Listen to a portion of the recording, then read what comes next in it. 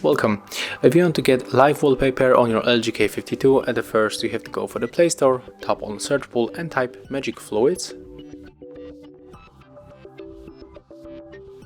Let's get this application, Magic Fluids free, from Mad Scientist. Let's install.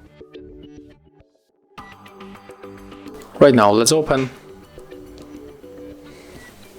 Click here, then tap on this right corner, tap to set as a live wallpaper and then move for the settings.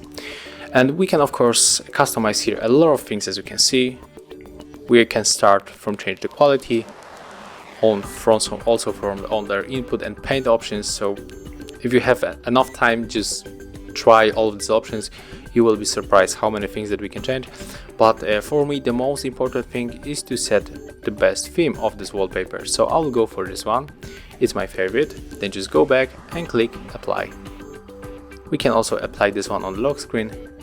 And as you can see right now, when we close this application, here we can enjoy this beautiful wallpaper on our LG K52. Thank you guys for watching. Leave thumbs ups, comments and subscribe to our channel.